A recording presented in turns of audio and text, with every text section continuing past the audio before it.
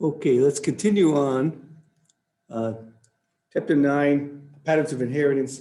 And this should be the last lecture on inheritance. We just got to do one more topic. It's a pretty important topic, a non-Mendelian characteristic, sex linkage. So we left off on here talking about linked genes. Remember our genes that are on the same chromosome. So now we're actually talking about location, still talking about location of chromosomes.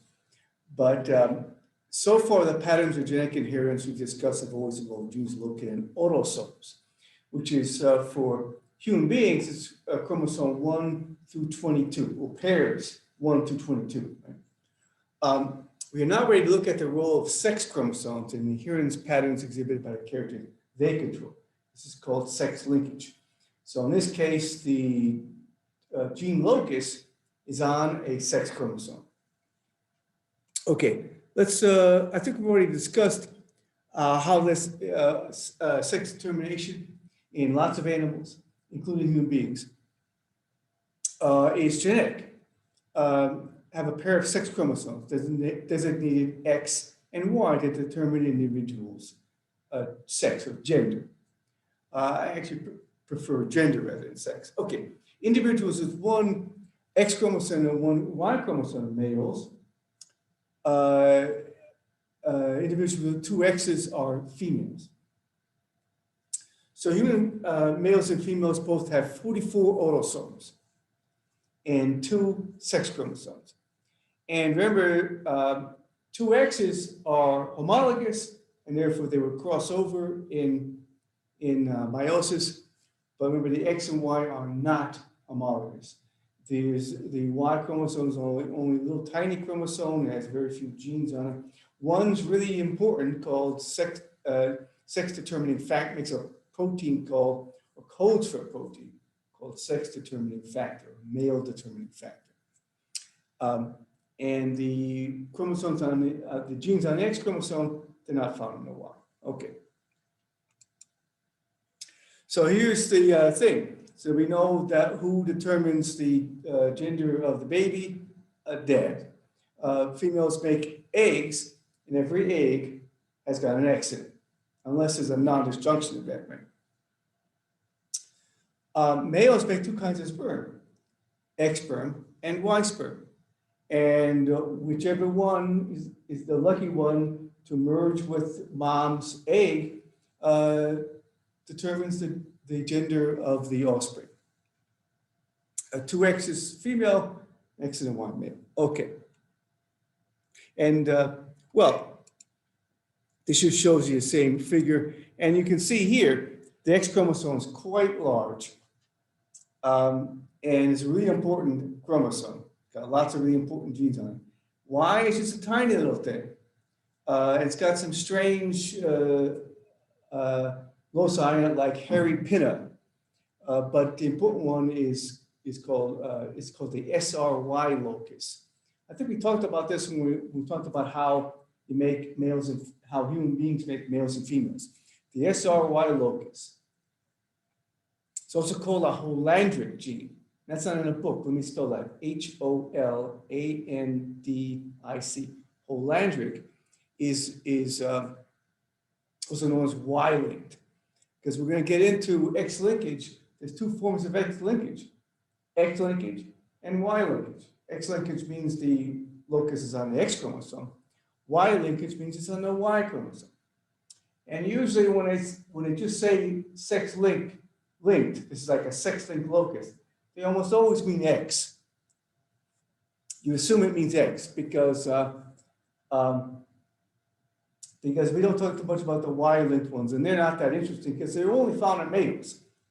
But X's are found in males and females, so they're more interesting and more in a way they're passed on. So the only real Y-linked one we're going to talk about is the SRY, which codes for male determining factor, which causes the undifferentiated gonads in a 6-week-old embryo to turn into testes. And testes make testosterone, and a male is produced. Okay. So a gene located on a sex chromosome is called a sex-linked gene. Most sex-linked genes are found in the X chromosome because there's a lot more genes on the X chromosome than Y. So like I said, we're mostly, we're gonna, here on really talk about X-linked loci. So if it just says sex-linked, you assume it means X-linked. Okay. Number of human conditions, including red-green color blindness, hemophilia, type of muscular dystrophy, results from sex-linked recessive alleles. Now, these are all genetic conditions, genetic diseases, really. And fortunately, just like most other recessive diseases found in people, they're recessive. There's a few exceptions, like achondroplasty and Huntington's, which are dominant, but most are recessive. Okay. Red-green color blindness is a common sex-linked disorder caused by a malfunction of light-sensitive cells in the eye, cones in your eye. Mostly males are affected, but heterozygous females have some defects too. Okay. Why are mostly males affected by X-linked defects? Well, most of the X-linked defects are recessive, right? So generally you need two in an autosomal locus. Remember, to exhibit a recessive trait, you have to have two bad alleles, okay? Females have two X's. So if they get a bad allele from one parent, they get a good allele from the other one, and they're heterozygous, and they're a carrier for this this X-linked condition, but they don't have it. But males only have one X. That's it. So if they get the defective allele, they express it.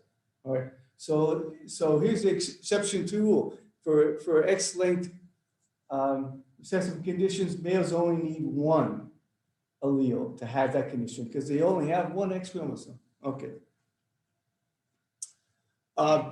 In figure 9.26, I guess heterozygous females have some defects also, so it's partially maybe incomplete dominance also. Figure 9.26 shows a simple test for red-green color blindness. If you can't see a 7 there, you have red-green color blindness. What are linked genes? Remember, genes on the same chromosome. Why do they often disobey Mendel's law of independent assortment? They disobey Mendel's law of independent assortment if they're close together on the same chromosome, because they tend to go the same place all the time. And remember, the only way they can go different places is if there's a crossover event between them. And the closer they are, the less likely for a crossover event, and the more they go together. The farther apart they are, the more likely there is to be a crossover event, and the closer they get to interdependent assortment. And if they get far enough apart on the same chromosome, they will independent assort, even though they're linked. Right? So remember, that's why if you see two loci that are independently assorted, you can only say they're probably on different chromosomes. They're either on different chromosomes or they're really far apart on the same chromosome. Otherwise, they would exhibit dependent assortment. Okay. Okay. Because they are located on sex chromosomes, sex-linked genes, I'm talking about X-linked, exhibit unusual inheritance patterns. Okay, so we're going to look at different situations. When a colorblind male has offspring in a homozygous female with normal color vision. When a female carrier mates with a male with normal color vision. Remember what a carrier is. A carrier is a female that's heterozygous, that carries this recessive allele, but doesn't express it because it's a recessive. Because the colorblind allele is recessive, a female will be colorblind only if it receives an allele on both X chromosomes. So for X-linked genes, so X-linked genes in females act just like autosomal loci, just like autosomal genes. In order to have the recessive, express the recessive trait, the female has to have two small letters, two recessive alleles. And okay, now I'm going to show you some Punnett squares here. And for excellent crosses, monohybrid excellent crosses, and they're going to go, you set them up a little differently. Here's three that we're going to go into: A, B, and C. Normal female versus colorblind male. Carrier female versus normal male. And carrier female versus colorblind male. All right. Remember, there can't be such thing as a carrier male. Because remember, the carrier means you carry it but don't express it. But a male has it, he expresses it. Okay. Now here's how you set this thing up different. Okay, so we select a letter for the allele, right? You select a big letter for the dominant, and remember the smaller case letter for the recessive. But in an X-linked cross, you write the allele as a superscript above the sex chromosomes. So for mom here, first you write down XX. First you write out the cross. Remember, in the monohybrid crosses, what you always do is select a letter, or maybe they'll give you a letter, and then you set up the cross, right? What's mom's genotype? What's dad's genotype? You do that first before you do the Punnett square. Okay, but in a sex-linked cross, you first write down the sex chromosomes. For mom, XX. For dad, XY. And then remember, the allele goes as a superscript above the X chromosome. So here's a completely normal female. X superscript big N, X superscript N. Here's dad, and he's colored in, because remember, in a pedigree, you color in the affected individuals. There's X superscript small n, because it's colorblind. What about the Y? There's no superscript on the Y. Is that an error? No. Remember, this locus is not on the Y. So for dad's genotype, you only put a superscript over the X, nothing over the Y, right? Then you do the Punnett square. Eggs over here, X big N, X small n, Y. You go across here, go across here. What's the probability of having a colorblind offspring? Zippo, no chance. Because mom has got, both of her X's have got a big N. So all of her children get a big N, right? Males and females. So all of her males get a big N. And this is the usual situation, how X-linked conditions are passed on. It's usually from mom to male offspring. Because, I'm a male, I'm XY.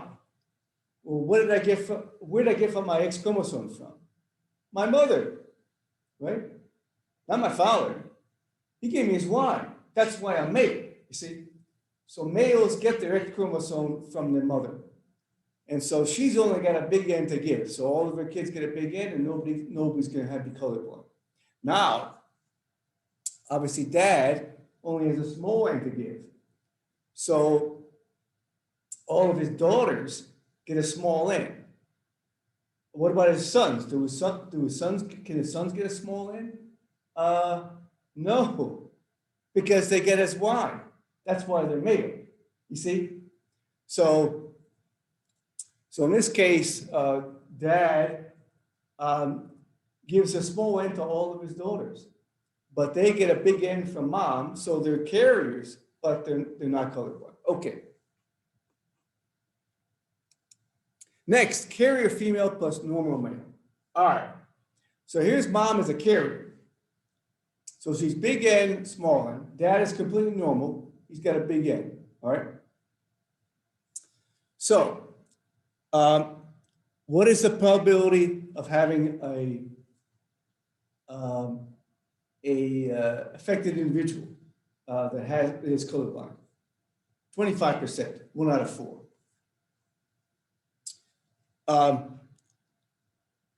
Here's the thing.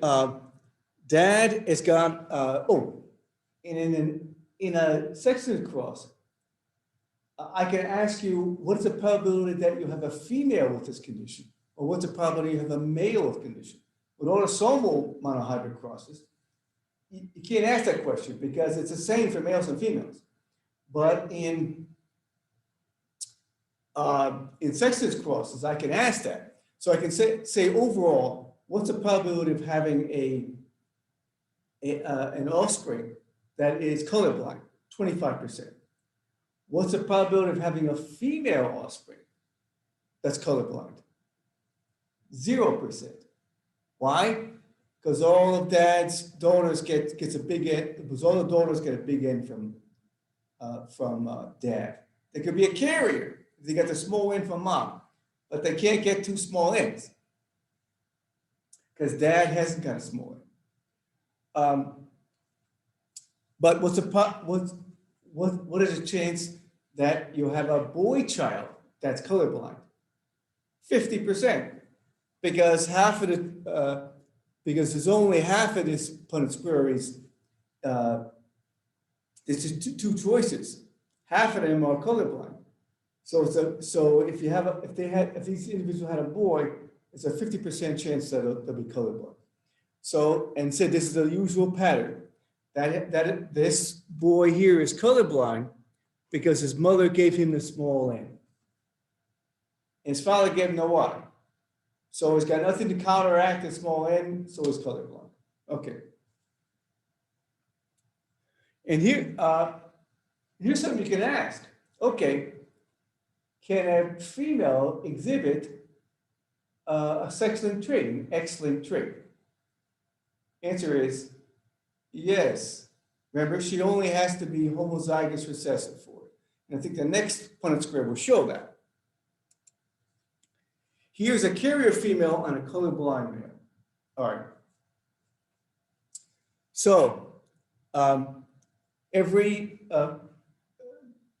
it's what's the probability here of having a colorblind offspring? 50%. And what's chance of having a colorblind female? Also 50%. Colorblind male also 50%. All daughters get a small n. They get a small n. So if they get the big N from mom, they're just carriers. They get small N from mom, there is a colorblind female right there. So females can exhibit X-linked genes, but they have to be homozygous recessive. And there is the homozygous, the colorblind male, because he happened to get the small N from his mother, so he's colorblind too. So that's the case. Now here, or I can ask you, can a female exhibit a Y-linked gene? And the answer is no. Females don't have a Y. So that's why it's less interesting talking about Y-linked genes, because they're only found in males, because females don't have Ys. But a female can exhibit an X-linked recessive allele, but she has to be homozygous recessive for it. Okay.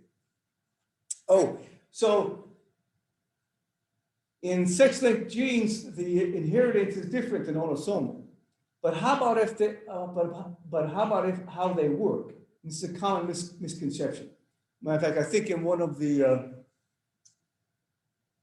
questions, I think in one of the quizzes was, no, I think in the genetic simulations lab, it asked, do genes work differently in males and females? No, they work exactly the same way. How about sex-linked genes? Do they work differently in males and females? You think they would? No, they don't. A colorblind female has the exact same condition as a colorblind male. They work exactly the same also. It's just that they're inherited different. That's all. Okay. Hemophilia is another sex-linked recessive trait in human beings and probably other mammals also, long, well-documented history.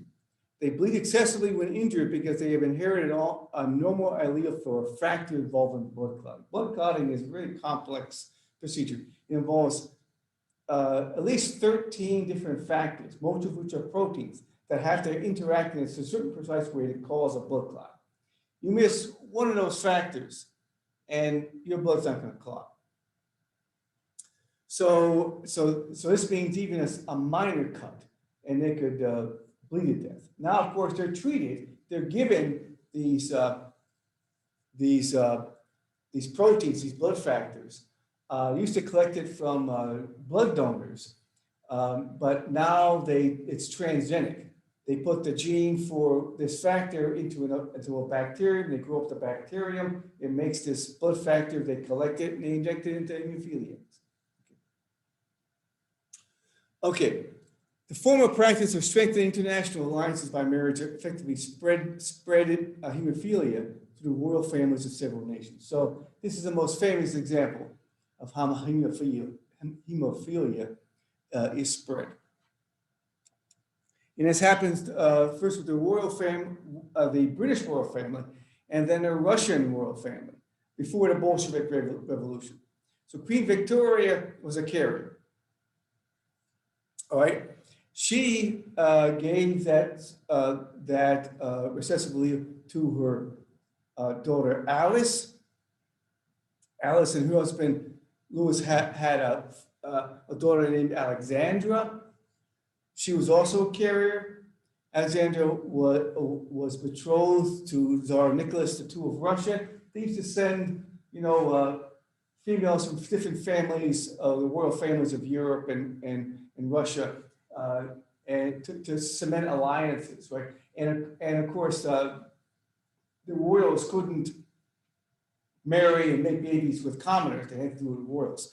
So Alexandra was a carrier, married Tsar Nicholas II of Russia, had several children, one of which was Alexis, who was a hemophiliac. He happened to get the small letter from his mother, and he was a hemophiliac. So he could have died, and back then they didn't have any treatment, so he could have died from even a simple cut. But he didn't die from a simple cut. He died along with the entire family, was executed in the Russian Revolution when the Bolsheviks kicked out the Tsar and they slaughtered all of them. So he didn't die of hemophilia. So there is, and here's the thing. Oh, another thing. Remember, we can tell things from pedigrees. We can tell sometimes whether a person is, we can certainly tell if a person is homozygous recessive, right? We can tell if the condition is recessive or dominant. And we can get an indication from a pedigree whether this condition that we're looking at in the pedigree is autosomal or sex-linked. Because if the condition is autosomal, you expect to have an equal percentage of males and females having it. But if you look at a pretty big pedigree, and like the majority of the pedigree, like 80–90% of the individuals in the pedigree that have the condition are male, then you start thinking, oh, this looks like it's sex-linked, particularly if mom doesn't show it and it shows up in the male offspring and doesn't show up in the female offspring. So that would be, so this pedigree, if you lay out the whole pedigree of of Alexandra and Tsar Nicholas II, you find out they had a bunch of daughters and none of them were hemophiliacs. The only hemophiliac was Alexis, the male offspring. Well, there they are right there. See, there's lots of females. It looks like four daughters, one male. None of the daughters had a problem. Why? Because they got their X chromosome from dad, Nicholas, who wasn't a hemophilia. Okay, about 15,000 years ago in East Asia, people began to cohabit with ancestral canines that were predecessors of both modern wolves and dogs. So we've domesticated animals for many, many thousands of years. As people moved into permanent geographically isolated settlements, populations of canines were separated and eventually became inbred. And also people started looking at different characteristics in different dogs and saying, hey, then even though they didn't know, how inheritance worked, they knew that traits came down to offspring from their parents. So if you have these two parents that have this particularly trait that you want to save, mate them together, it's likely the offspring will have that same trait. So 2010 study indicated that small dogs were first bred within early agricultural segments of the Middle East around 12,000 years ago. Continued over millennia, such genetic tinkering has resulted in a diverse array of dog body types and behaviors. Look how many different dog breeds we have, and they're all like really different. It's still all the same species, but they're really different. And this is called artificial selection. And later on, in the last part of this class, we talk about natural selection and how that changes organisms. Well, and that was a lot slower than artificial selection. Artificial selection is people taking plants, animals, whatever, and making selective matings. You can breed very different looking organisms in a fairly short period of time compared to natural selection. And believe it or not, millennia is a short period of time. In evolution, millennia, thousands of years is practically nothing. You got to talk about millions of years. But artificial selection is a lot faster. So even over thousands of years, you can get big difference. And here's evolutionary tree of dog breeds. This is a connection of, and we're going to get into a little bit of evolution here. Because we'll look at evolutionary relationships. How closely related or how distant related different organisms are. Remember, all organisms on life are related to all other organisms. If evolution is correct, I think it is, then all living things are related to each other. But how closely related? This is the thing. So, the closest of the relationship, or distant nature of the relationship, is how long ago the common ancestor lived. So on this scale, these evolutionary trees are usually turned on its side, and over the x-axis, so to speak, across the horizontal, that's time. So here, sheepdogs, retrievers, and Rottweilers are more closely related to each other than they are to Salukis and Afghans. Because here's the connection between these dogs and these dogs. So that's more distantly, this is going back in time here. But these three are related to these more than they are to Siberian Huskies and Alaskan Malamutes, because this is their connection between here and here, and so on and so on. So Chinese Shar-Peis, Akitas, and Basenjis are more closely related to wolves than are the other breeds, and so on and so forth.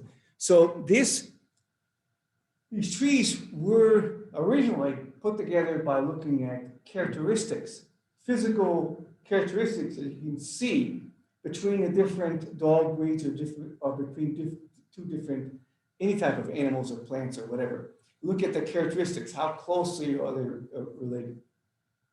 And then they set up these evolutionary trees. Now, however, and we're going to be talking about DNA in lab this week. Now, however, we can read DNA. And now we make evolutionary trees based on how similar the DNA is. Because, as I mentioned before, every organism makes errors in copying its DNA. And most of the errors don't mean anything. They change the DNA, but they don't harm the organism or benefit the organism. They're called neutral mutations. And they happen all the time at a fairly regular clockwise rate. So this is called evolutionary clock.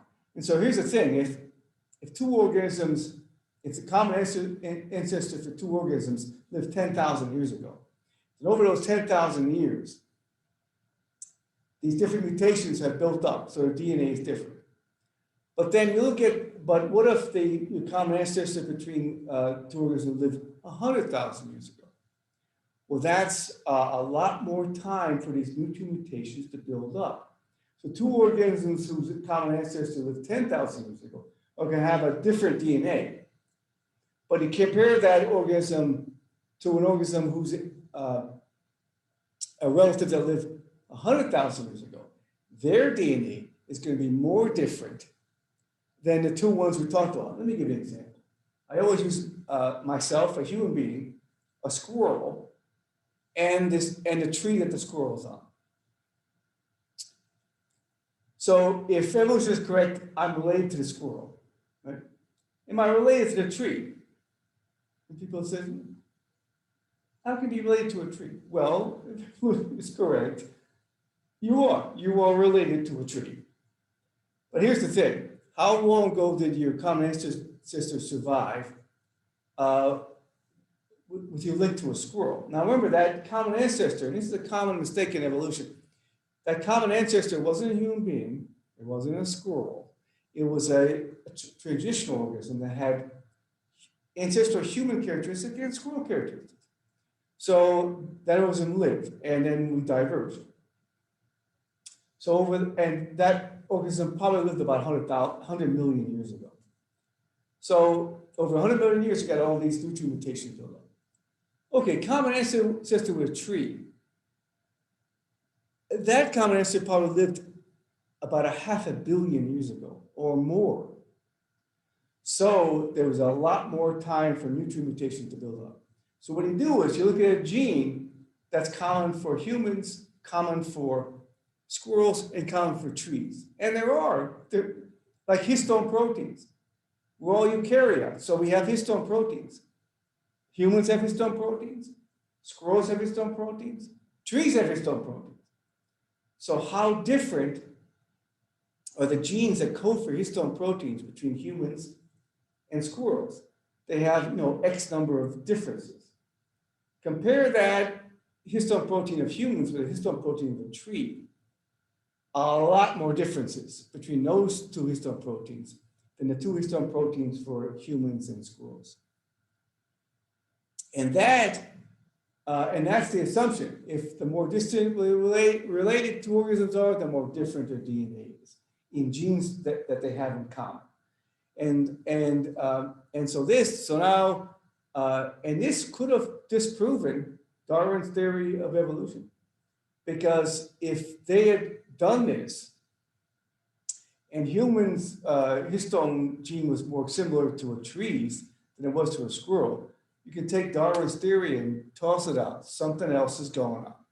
But what happens is, you have a traditional evolutionary tree, and the evolutionary tree made with DNA, and they overlapped almost exactly. Strong corroborating evidence that evolution did happen on Earth, and that we all related. Okay, so we're going to get into that a lot more actually when we get into the evolution chapter. And I think this is the end of. Okay, so while this is something I've already talked about, our understanding of canine evolution took a big step forward when researchers sequenced the complete genome of a dog. And humans, we completely sequenced the human genome as well. Using a genome sequencing of data, canine geneticists produced an evolutionary tree based on genetic analysis of 85 breeds. First, there was a tree already, just due to how similar these dogs look. Now we have a DNA tree. So formulation of an evolutionary tree for a domestic dog shows that the new technologies can provide important insights into genetic and evolutionary questions about life on Earth. And answer some questions about evolutionary relationships that maybe weren't clear just by looking at the characteristics of organisms, but now become clear when we look closer and we actually compare DNA sequences. And that's it, folks. Okay, so that's it for chapter 9, the basics of inheritance. And so this is going to be 106 genetics 4. And so that's it for this chapter, and we'll see you in a video lecture start on the next chapter. So long for now.